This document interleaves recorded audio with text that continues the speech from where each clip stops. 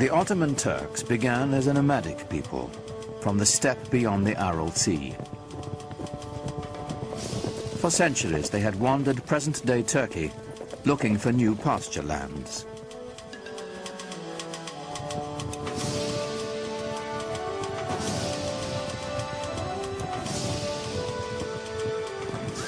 Muslim sultans had enlisted them as mercenaries to fight off the Mongol hordes.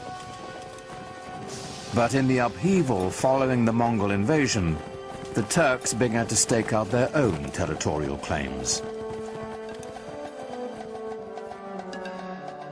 From their ranks emerged a warlord of legendary ambition. His name was Osman Bey. It's said that Osman had a miraculous dream of a magical tree whose many branches foretold his siring a powerful lineage. One wonders how much of it is truth, how much of it is legend. It makes a lovely story. And miracles are always more easy to digest than reality. I don't think he realized that he was setting up such a fantastic dynasty, a dynasty that was to rule the crucial link between three continents. The followers of Osman became known as Ottomans. They considered themselves warriors for the faith, or Ghazis, whose destiny was to bring Islam to the world. Ghazis were somewhat like freelancers who moved the empire forward either for ideology, theology, or for the sake of pure conquest. They were probably very brave, never thought about themselves or any harm that could come to the group by going into dangerous conditions. But it made the Ottoman Empire almost fearless, going into regions that nobody had been there before. For the early Ottomans, the direction of expansion would always be to the west, for good reason. They could not expand to the east or to the south because those were controlled by their brothers, the Turkoman emirs, the Muslims, and a Muslim should not be fighting against a Muslim, so they said at the time. So the only place he could expand was towards the Christian territories westward. Osman's warriors moved to the north and west across the Anatolian plateau, into territory controlled by the traditional Christian power in the area, the aging Byzantine Empire. By Osman's time, the 1,000-year-old Byzantine Empire was reaching the end of its age, dwindling to an isolated stronghold in Eurasia.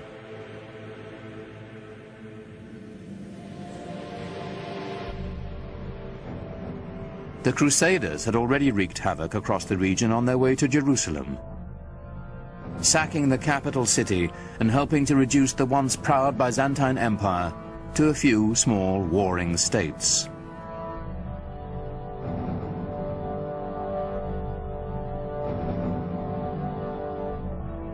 The Ottomans quickly overran these splintered Byzantine factions, uniting northwestern Anatolia into a single domain. In 1326, the Ottomans took the powerful Byzantine city of Bursa, a victory that would change the character of the Ottoman Turks forever.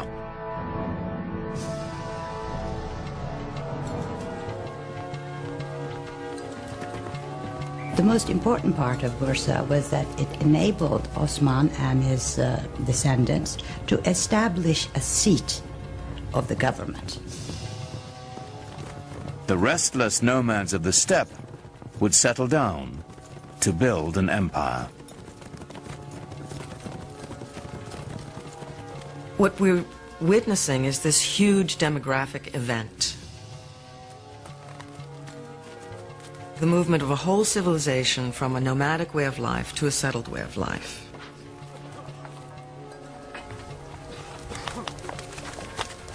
Now, when the Ottomans took Bursa and set it up as their capital, they were very concerned to establish themselves as the rightful standard bearers of Muslim civilization.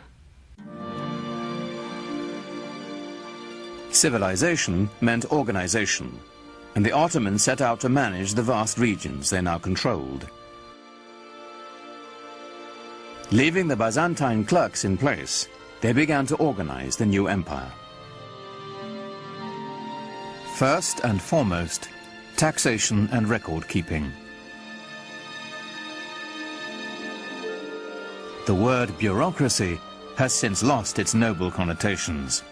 Yet this was a great innovation, as ambitious as any triumph in battle. The Ottomans are known for including and synthesizing the cultural elements through the lands that they passed. They are known for creating structures by which the peoples who lived there before could carry on their lives and their beliefs in the way that they chose. In fact, the Ottomans had fewer conflicts with their Christian subjects than those of their own faith. Muslim adversaries intent on challenging Ottoman rule. One of the bureaucratic, or let us say management problems facing the Ottomans was that there were still rival Muslim sort of proto-kingdoms around them. I mean, they were conquered by the Ottomans, but they had old grudges to bear. And they had certain claims to dynastic glory of their own, and they were constantly worried about these old Muslim families rising up and creating a rebellion. And so the story goes that they felt it would be imprudent to have the army made up of these sorts of people.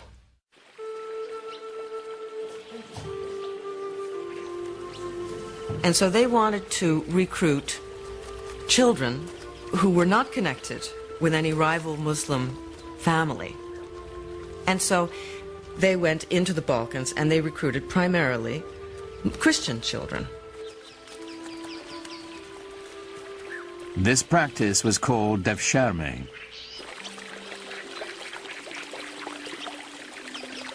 The young boys were technically slaves of the Sultan, but they weren't treated like slaves. First, they were brought into the Muslim faith, taught rituals of washing and prayer, and the Arabic and Ottoman languages. This served a political as well as a religious purpose. Through the devshirme system, the Ottomans could create a caste without any conflicting loyalties to tribe or family. The children had such great future that a lot of the times Turks or even Muslims pretended that their children were Christian born and would register them with the devshirme officials. The system was so beautiful in that they only had one allegiance, to the Sultan. No family, no region, no other ties. These children were then given the best possible education available in the world, perhaps, at the time. And they were then able to move into the highest positions of power in the empire. Those who were brainy went to the palace schools and graduated into different levels of viziers and governors. They even became grand viziers. Those who were brawny went to the Janissary Corps. The Janissaries were the Sultan's elite infantry.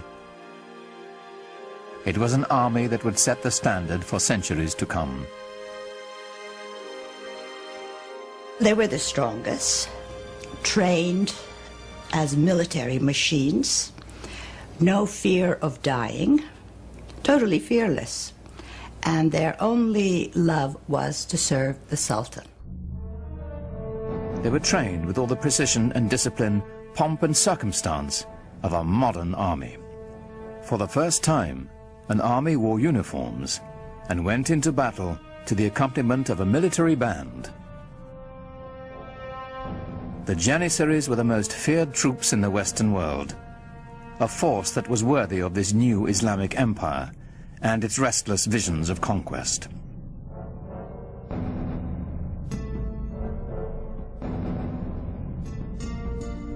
By the middle of the 15th century, the Ottoman Empire spread from present-day Turkey known as Anatolia, deep into the Balkans, with one critical exception. It must have galled the Ottoman Sultan that with his domains now stretching all the way into Asia and far, far into Europe in the west, there remained right in the center of his domains the greatest prize of all, the capital city of Constantinople, the most powerful, the richest, the most magnetic city in the entire world, still in the hands of the dying but not yet dead Byzantine Empire.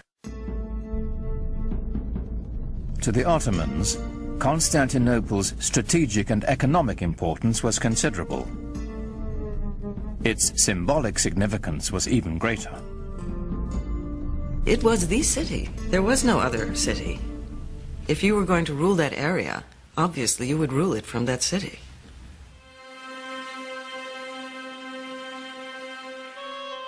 It's said that the goal of laying claim to Constantinople was decreed by Muhammad himself. Every Ottoman ruler since Osman had wanted to seize the city, but it had always remained firmly in Christian hands.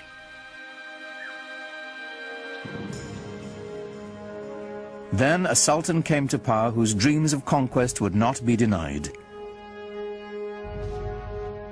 History would honor him as Mehmet, the conqueror. When he assumed the sultanate, he was only 12 years old, but he was already well versed in Ottoman politics.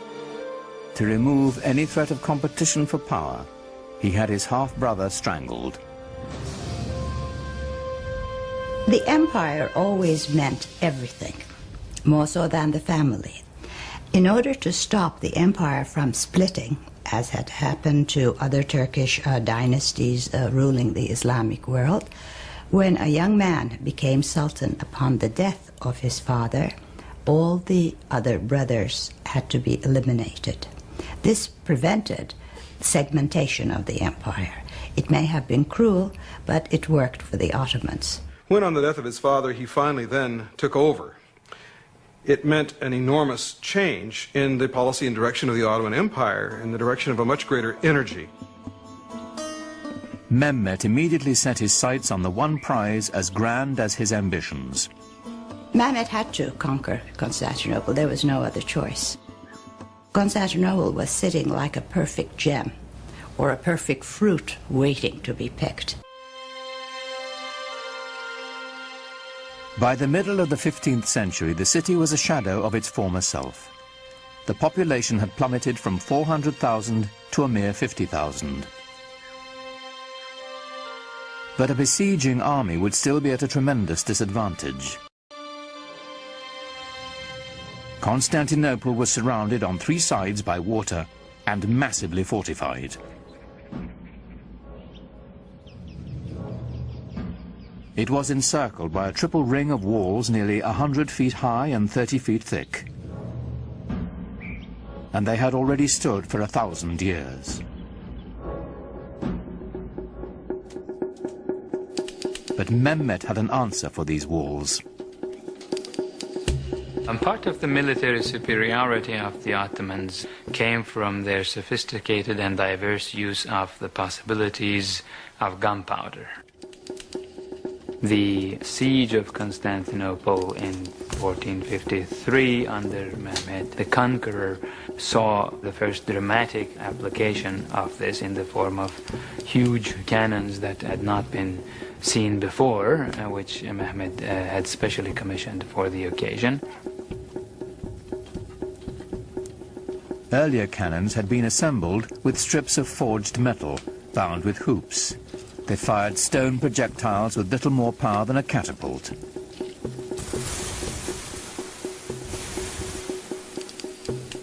A new breed of cannons could be cast of solid bronze and packed with enough gunpowder to propel metal cannonballs with staggering force. But Mehmet was not staking his hopes on cannon alone.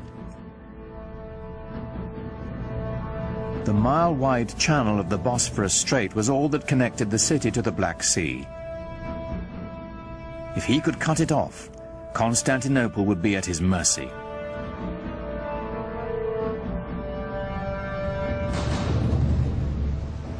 Mehmet needed to construct a strategically positioned fortress to close the strait. He built it right in the shadow of the great city walls.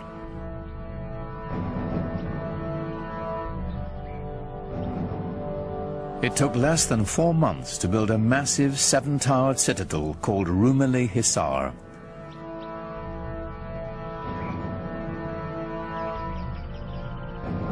Mehmet himself is said to have carried stones during its construction.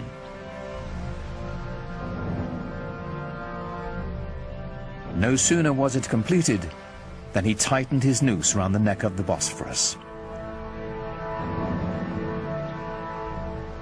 The first ship to defy his orders to stop was sunk, its crew decapitated and its captain impaled on the castle walls.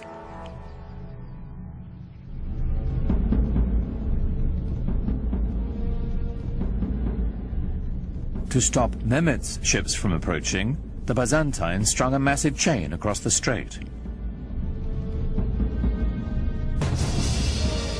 On April 22nd, 1453, the besieged city watched in horror as Mehmet's troops hoisted 70 of his ships ashore, sliding them over land on greased planks past the barrier chain.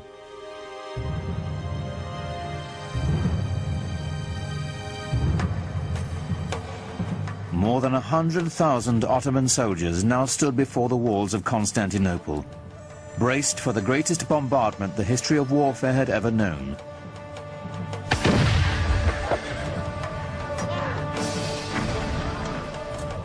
Under relentless fire, the city's 7,000 Christian defenders held out for nearly a month. In desperation, the Byzantines who occupied the city appealed to their fellow Christians across the continent for help. But of course, Europe in the 15th century was completely incapable of mounting any kind of a concerted opposition to the rising Turkish threat in the east.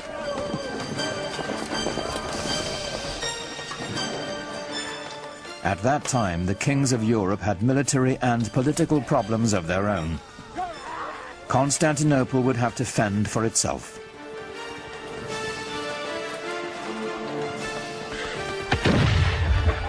Shortly before dawn on May 29, 1453, the Turkish army breached the walls of the city. Within hours, Constantinople was in the hands of the Ottomans. Mehmet rode into the city and went straight to its most celebrated prize, the magnificent church of Hagia Sophia. Built by the Emperor Justinian in the 6th century, its name meant the Church of Holy Wisdom.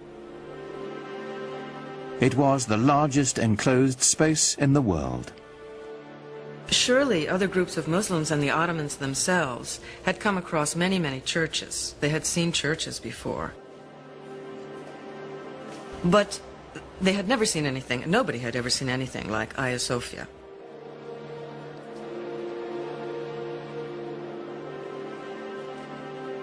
The Hagia Sophia, or Hagia Sophia as it's called in Turkish, was one of the marvels of architecture, marvels of the world. It had the largest and highest dome in history, and it was beautifully embellished with gold mosaics, and the space is incredible. For Mehmet, it was a great booty. Inside the church, a Turkish voice rose, proclaiming in Arabic the first pillar of Islam. There is no God but God. Muhammad is his messenger.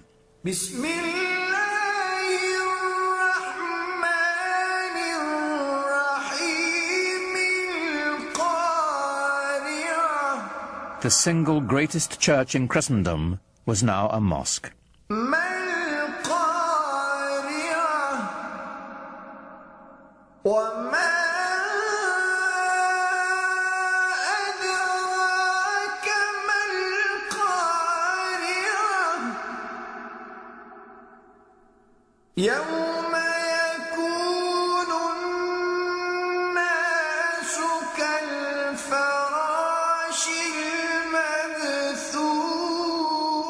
The Hagia Sophia became the inspiration for all Ottoman domed mosques to come.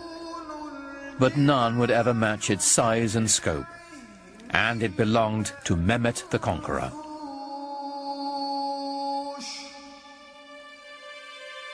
News of his triumph sent shockwaves around the world.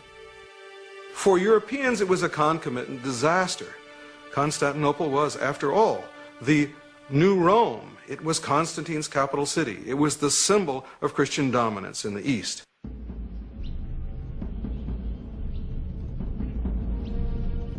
The Ottoman rulers had long stacked up titles for themselves. Khan, which is Turkish for emperor.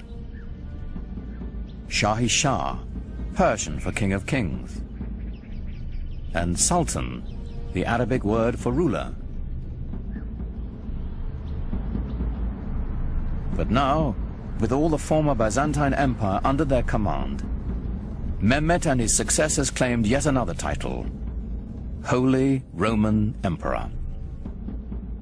The Ottomans had reached the gates of the West and were poised to push on towards what they now claimed as their ultimate destiny, the conquest of Europe. That quest would fall to the most legendary Sultan of all. He was born at the beginning of the 10th century by the Muslim calendar, and he was the 10th Sultan descended from Osman. He was a child of destiny, whose greatness was expected.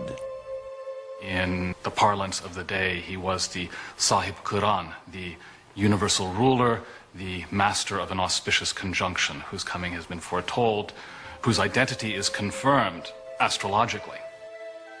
His name was Suleiman, after Solomon, the wise king of the Old Testament. The Ottoman Empire would reach its apex under Suleiman's reign. Suleiman was extremely well educated. He was trained to the Sultanate from the day he was born. As a young prince, he formed a relationship that would have a tremendous impact on his life and on the empire as well.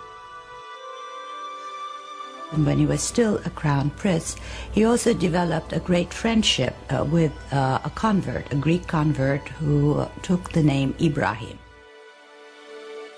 The two were very close in age and apparently very close in other ways, personally, intellectually, educated together to a certain extent.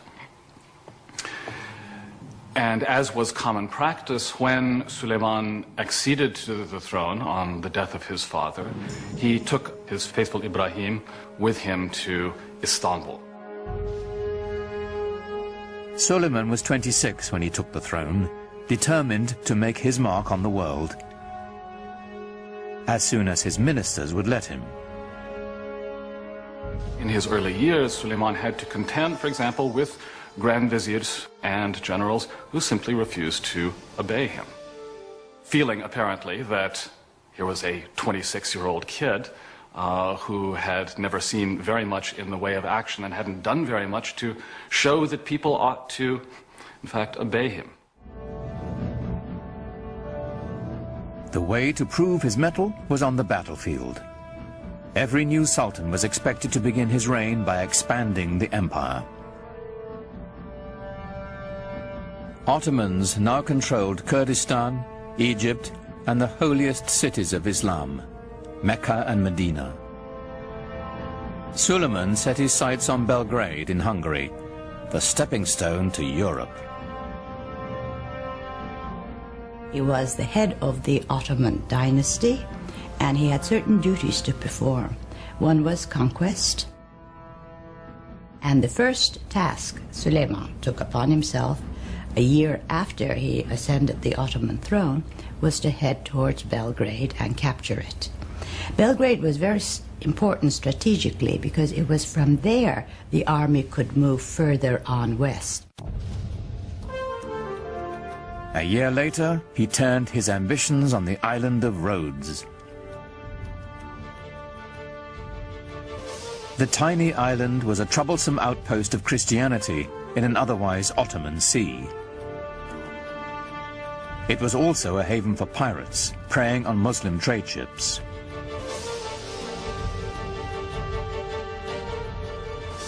The 50,000 defenders of Rhodes manned one of the strongest forts in the world. Suleiman decided on a tactic other than relying on gunfire from his huge cannons. A new tactic, seldom used until that time. The Ottomans are the first major force to actually develop new ways of harnessing gunpowder to the cause of military expansion in creative ways. Ottoman sappers dug out a series of 50 tunnels near the base of the fort so they could mine its foundations.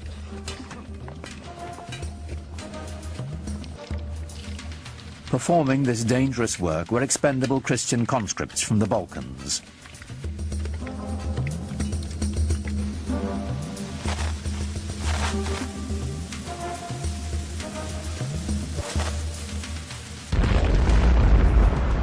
The resulting explosion signaled a furious 6-hour Ottoman assault.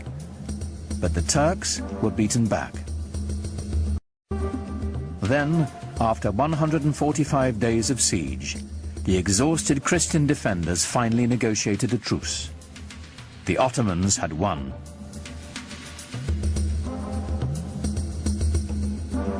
Victory did more than deliver Rhodes to the empire.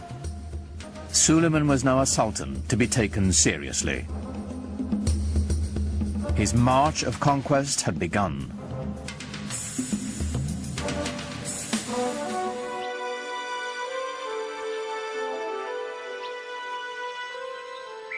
Europe grew to fear the name of Suleiman.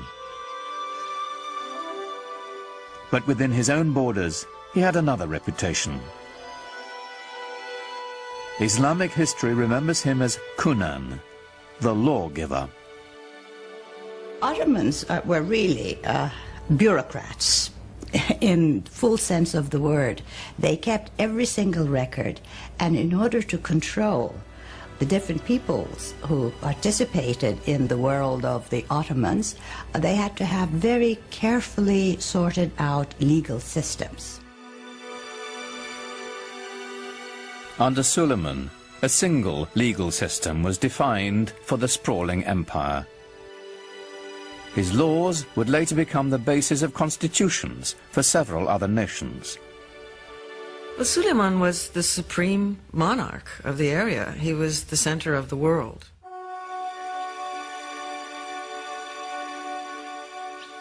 He inaugurated a classical age in Ottoman architecture, commissioning some of the most spectacular buildings the world has ever seen.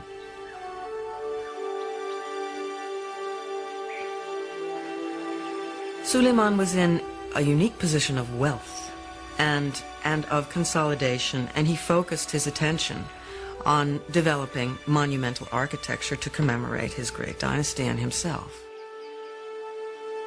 Great religious architecture can really give people a sense of what is at the heart of the faith. Grandeur and majesty are the things that come to mind when Muslims think about God. A building that is grand and majestic can immediately remind people of the glory of God. Suleiman's chief architect, Sinon, was a man whose vision perfectly complemented the empire builder. Sinon perfected the signature structure of Islam, the domed mosque. His career spanned half a century and produced well over 300 buildings, including the refurbishment of one of the most important monuments in Islam, the Dome of the Rock in Jerusalem. But for the Sultan, of course, he built his masterpiece, the Süleymaniye Mosque in Istanbul.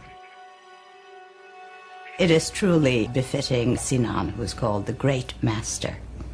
These buildings were horrendously expensive, huge things that took many, many years to build, and a great deal of architectural talent and engineering skill and engineering experience.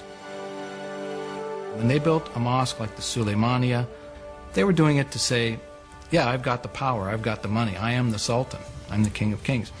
But at the same time, there was also tremendous spiritual value in these things. The symbolism is not only that of empire, but of faith. In the spirit of Muhammad's teaching, the Great Mosque was a center of social services, complete with a hospital, school, and library. At its inauguration, it's said Suleiman gazed at it with awe and exclaimed, "O Solomon, I have surpassed thee."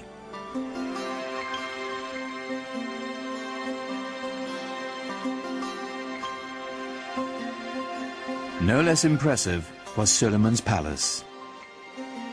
Topkapi was both the seat of government and his private dwelling. Suleiman was also a great patron of the arts. And since the empire was very rich, the best artisans were there. So everything started flourishing. The architecture or the arts of his period show the first golden age of the Ottoman world.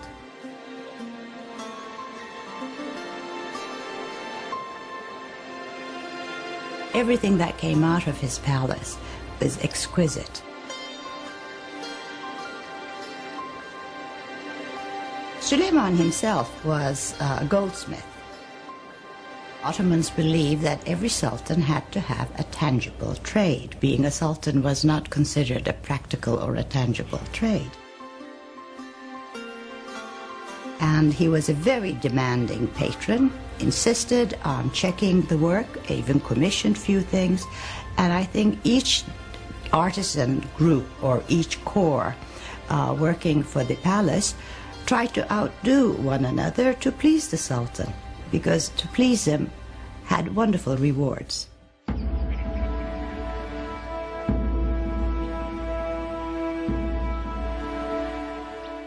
And the Ottomans, of course, exercised quite a lot of influence on the European imagination, and the royal and the political, if you will, ceremony and pomp of the Ottomans was such that it would have humbled any citizen of the known world then. This was arguably one of the greatest world empires, and European observers could not walk away without feeling of respect for the sheer power of the Ottomans. In public, Suleiman required that all those around him remain completely silent, while he made his wishes known with the slightest nod or gesture. It must have been a tremendously impressive sight to see the courtyard of the palace filled with some 6,000 or 7,000 janissaries and other functionaries, no one saying a word.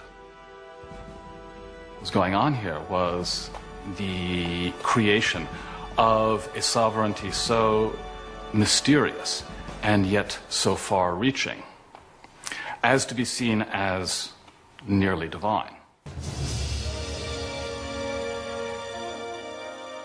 As Suleiman's power grew, his lifelong friend Ibrahim rose in the court structure. And Ibrahim Pasha, who became a Pasha later on, became his devoted Grand Vizier. In fact, Ibrahim married his sister.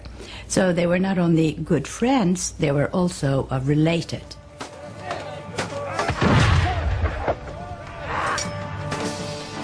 Ibrahim campaigned with his own army, growing in influence and ambition, till his power was second only to Suleiman's.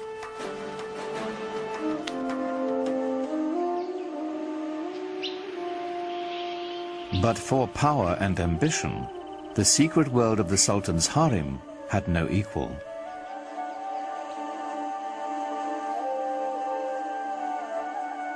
Contrary to the Western stereotype, it was not the Sultan's playpen, but lay at the center of dynastic power. The harem was the private quarters of the Sultan. We tend to think of the harem as where the women live, but what it means is the place where you're not on display. Home is what it means. Islam allowed the Sultan 4 wives and many concubines. It was a system designed to produce heirs, is what it was. when you look into the actual details of how these things were carried out, it was hardly anything terribly erotic. I mean, the Sultan did not have much choice in his selection of female companions. The Sultan was not in a position to look around and say, I want her, you know, because his mother would have a lot to say about it.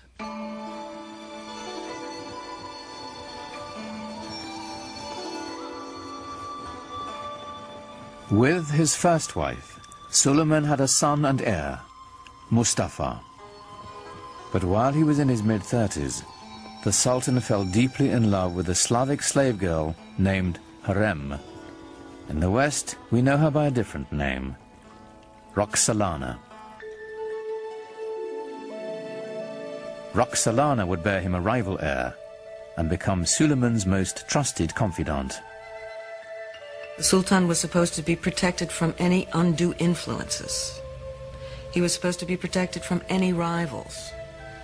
And in a way, this creates a vacuum around his person into which the harem life can enter. And so the fact that he was so protected works in a funny way to expose him to the influence of his female companions with whom he spent so much time. And there were tremendously intelligent and ambitious women around him, Roxolana being the most famous of all. Suleiman is a complex character, a man that we know from his own life was capable of the tenderest emotions, both toward his male friends and especially toward the great love of his life, his wife Hürrem Sultan, and toward his family as well. He had a number of extremely talented sons on whom he lavished a great deal of affection. Suleiman groomed his firstborn son Mustafa for power. In the Ottoman tradition, the young prince entered the military and quickly won recognition as a talented general. Mustafa was clearly the heir apparent. For Suleiman, the future of his empire seemed limitless. I am God's slave and sultan of this world, Suleiman would carve on a conquered fortress. I am Suleiman, in whose name the Friday sermon is read in Mecca and Medina. In Baghdad I am the Shah. In the Byzantine realms I am the Caesar. And in Egypt, the Sultan. He, of course, at the height of his powers, clearly saw himself as dwarfing all his rivals. Perhaps rightly so. One of Suleiman's greatest rivals was to the east, the empire of the Persian Safavids. This was a Muslim enemy whose rival creed made them fierce antagonists of the Ottomans for centuries. The Safavids were also Turkic in their ethnic origins, and indeed spoke Turkish as a language of daily life. But they were moving into the Muslim world, unlike the Ottomans who were moving into the West. So for the Ottoman Empire, they formed sort of the boundaries, the easternmost boundaries of the Ottoman realm.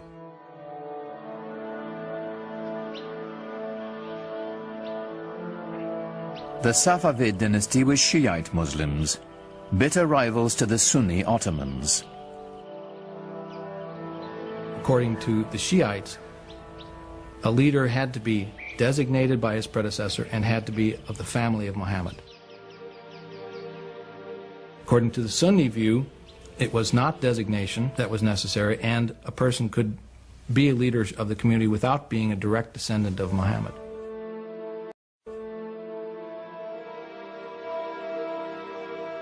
This challenge to legitimacy is the basis of the Shiite-Sunni split, a bitter division that still separates the Muslim world to this day.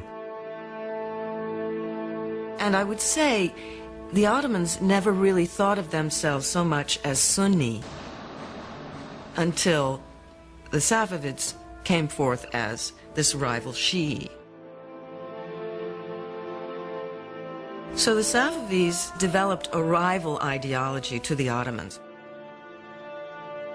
which then became an occasion for war over, of course, what wars are usually fought over. Wars are fought over land, over wealth, over territory, over prestige. And the Safavids waged a war of ideology in eastern Anatolia, which was always, for the Ottomans, the most worrisome part. The terrain is difficult to conquer, difficult to control. The Safavid military was formidable, but there were cultural rivals to the Ottomans as well. They were great patrons of the arts. I think we know them more for their artistic patronage than of their great conquests and laws and systems and administration. When you look at Isfahan, it is the most beautiful city in the world, and that is the Safavid city, it's the Safavid capital. But it doesn't give you the same sense of power that the Ottoman Empire had, or the Ottoman capital had. It's a different sense of power. It's more eloquent, perhaps, more precious in its decoration and its ceremonial spaces. It's a totally different aspect of Islam. Safavi art and architecture is on a finer scale. It's known for its filigree. It's known for its intricate brushwork, you know, rather than for its stunning scale. In the soaring palaces of the Safavid Shahs, murderous intrigues against Suleiman and his dynasty were hatched that would reach into his very household.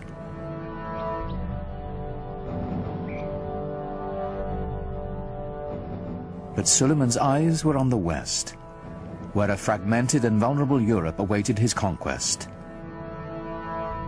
The Ottoman Empire encompassed everything from Egypt to Kurdistan, and he now had Hungary as well. But he had ambitions of going beyond that and actually bringing the larger portions of the world known to him, if not all of it, under his control. Suleiman's next step would be Vienna. Its conquest would drive a dagger into the heart of the European Habsburg Empire and open the way to the west. But as the heavily armed Ottomans set out for Vienna, the weather turned against them. The heavy cannon that had swept the Ottomans to victory after victory bogged down in the mud.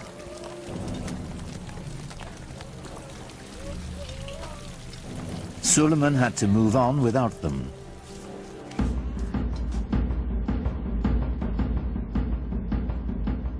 With only light artillery, the Ottomans relentlessly shelled the city. But the smallest breach was ferociously defended. After a lengthy siege, with winter fast approaching, Suleiman withdrew his forces. He was not concerned. He was sure he would return soon enough. He never did. Suleiman's failure to take Vienna was pivotal for Europe. It was the first major defeat after a long time. The Europeans had been losing and losing and losing. And this was the dawn of a new day for Europe. But Suleiman had little to fear from Europe. Rival Muslim Safavids and his own family would bring the cruelest of sorrows to the Sultan, and ultimately to his empire as well. Suleiman, in some ways, serves as a sort of epitome of the 16th century idea of the wise and just ruler who was at the same time a very tragic figure.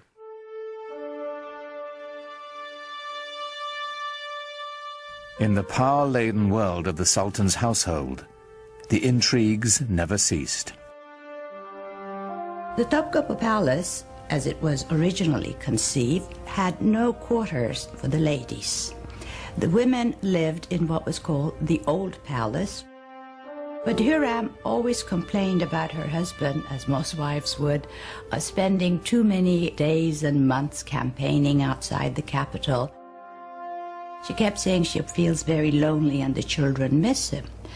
Well, surprisingly, there was a fire in the old palace, fire in Hiram's quarters. So she had to be moved to the Topkapi Palace temporarily while her old quarters were being renovated. Well, she moved in and never moved out.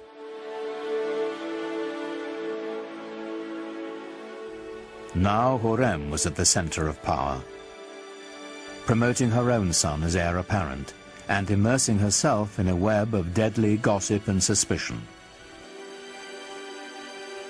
She was incredibly devoted to her husband, and any threat to Suleiman was a threat to her, and she had to get rid of it. The first threat came from Ibrahim Pasha, who assumed titles that were only given to sultans. So Hiram knew something was going to happen eventually. And to protect the empire and the dynasty, Ibrahim Pasha had to go. On March 15th, 1536, Suleiman and Ibrahim Pasha dined together, as was their custom. In the morning, Ibrahim's body was found, strangled.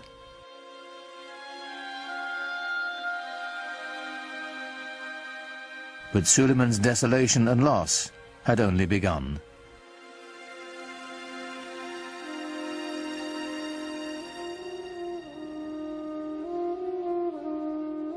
A few years after Ibrahim's death, Hurrem claimed to have uncovered a plot to overthrow Suleiman, devised with Safavid help by his beloved firstborn son and heir, Mustafa. This is a continuous problem in Ottoman history, sons trying to eventually replace their father. This happens in monarchies. Succession could become a problem, and it was an acute problem, and Suleiman had his share of it, and perhaps did not always play his hands right. Without hesitation, Suleiman ordered Mustafa's execution, then sat by the young man's body for days, refusing to allow anyone to touch him. The best hope for the empire's future was dead.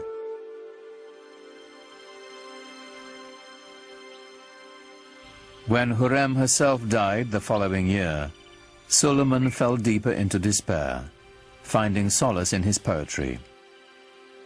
Most of the poetry, I think, was written after he lost his wife, since he talks about the loneliness of being in office, that he has nobody left anymore, and he's dying to join her. Even if your reign on the imperial throne seems everlasting, don't be taken in.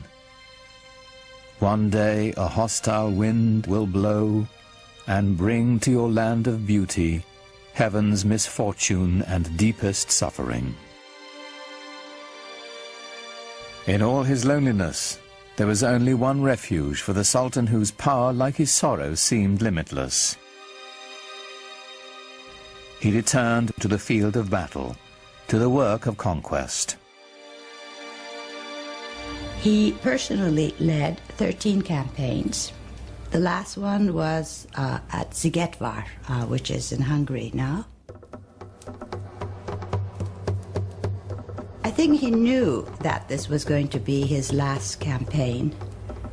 He personally led it, knowing that he would not come back alive. In 1561, the man who had ruled the empire longer than any other died in his grand war pavilion, surrounded by his generals. He was 67. No Ottoman Sultan would ever achieve his greatness again. The nexus of world power would move from the Mediterranean Sea to the Atlantic Ocean and the New World, slowly leaving the Ottomans behind.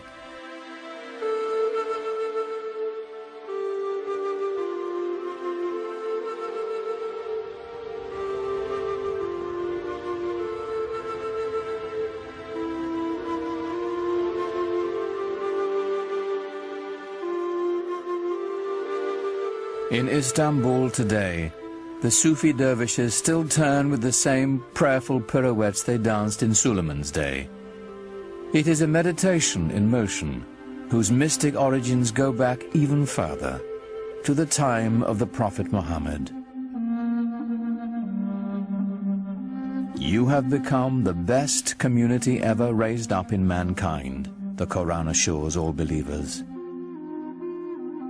Enjoining the right and forbidding the wrong, and having faith in God.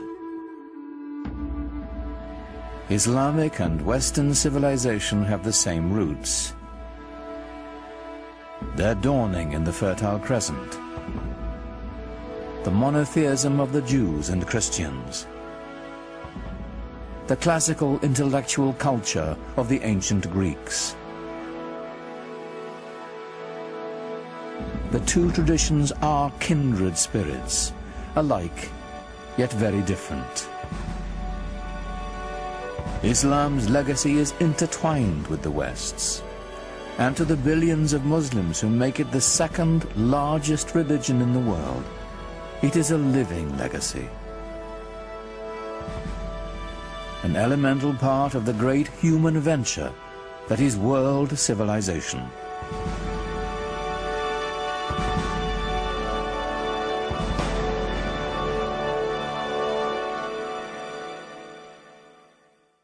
Islam Empire of Faith continues at PBS Online.